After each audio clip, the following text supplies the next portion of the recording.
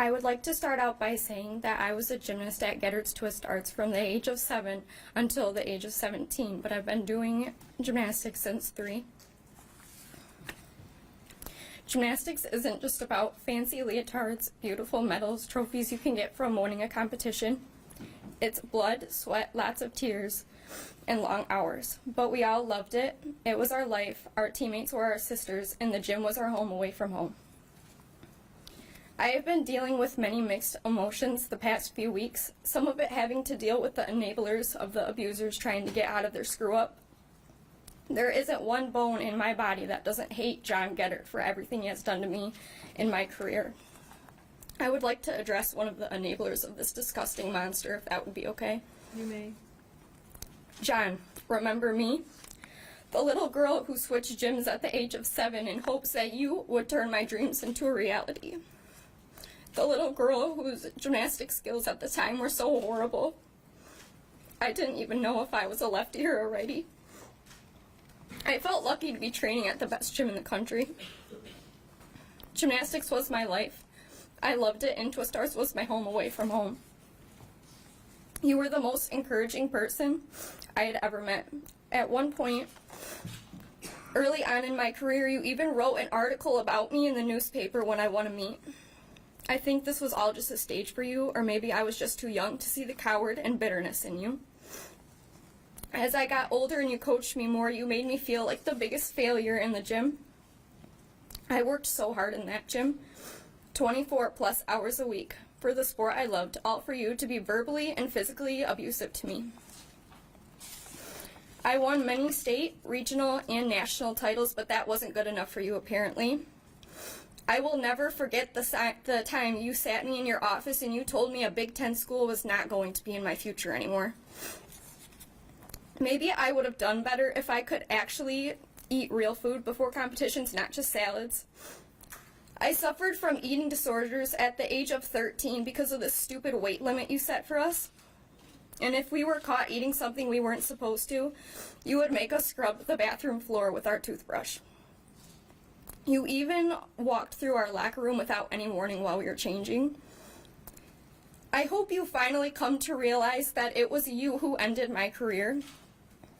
Do you remember the time when you got so mad at me, I don't even know why, that's just who you are, and you threw me on top of the low bar, ruptured the lymph nodes in my neck, gave me a black eye, and tore the muscles in my stomach? Well, you did, and that ended my career, John. You told me to kill myself, not just once, but many other times, and unfortunately I let you get the best of me, because after you ended my career, I tried. John, you never even called me by my first name. As for your assault and battery case in 2013, you should have got jail time. I am sure stuff like this is still going on behind closed doors. You should not be allowed around children. There were countless other times the abuse like this happened, but those few will stick in my head for the rest of my life. We all know you don't care, John, or you would be taking responsibility for this instead of trying to keep your name clean. For once in your life, be there for the girls whose lives you've ruined. You are nothing but a coward for trying to remove your name out of this case. And asking for prayers for your family disgusts me. You are a disgrace to the gymnastics community. What's even more disgusting is the fact that you let Kathy Klages in your gym to coach after she stepped down when you knew she silenced so many victims. What else do you have to hide? Whether she was just a fill-in or not, it was still a slap in the face for all of us. The little girl who you treated like a rag doll is not so little anymore, and I am not afraid to stand up to you. You're a horrible gym owner and just as bad at keeping Twist Arts a safe place. Thank God USAG is suspending you. Greatest gym in the country? Yeah, okay. Owners like that don't hire someone to sexually abuse young girls, let alone bring in another coach who silenced so many victims.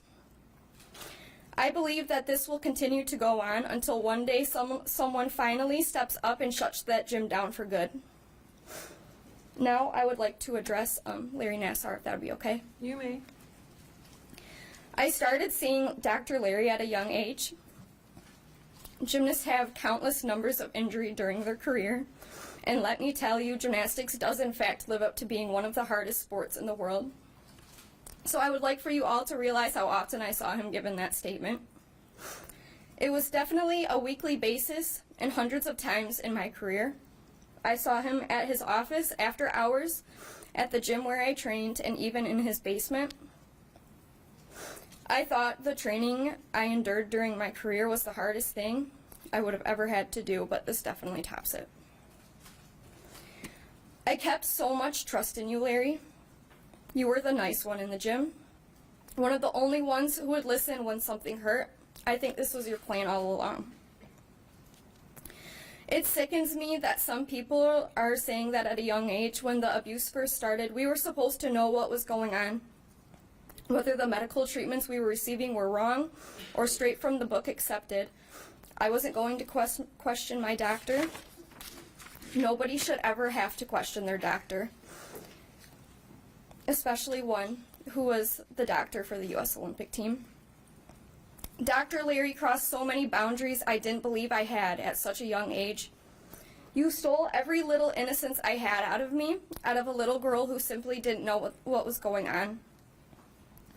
I saw you almost every Monday night after practice, even if I was the last one on the list. I would wait hours to see you. I was one of many of your close friends. I found it weird that when all of this came out and my lawyer asked for my medical records from the gym, they were mysteriously non-existent. Maybe because there wasn't anything truly wrong with me, you just wanted to please yourself. Or did you just have a former doctor who assisted you destroy them just like she did to the child pornography on your laptop? I will never know.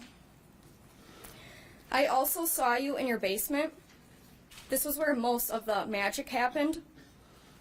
Right in front of the fireplace, where you'd place some sort of lotion to warm up. You would rub me down with it, and a lot of the times end up internally with no explanation. You never even wore gloves. It hurt. I can't tell you how many times I wanted to cry every time I sat down. This was hours of nonstop sexual abuse that didn't help my injury. When you asked if I felt any better, I'd only tell you yes so you'd stop because it hurt, not because it helped. So thank you both, John and Larry, for being one of the biggest disappointments in my life and destroying me. I pray that you, Larry, spend the rest of your life behind bars. Thank you.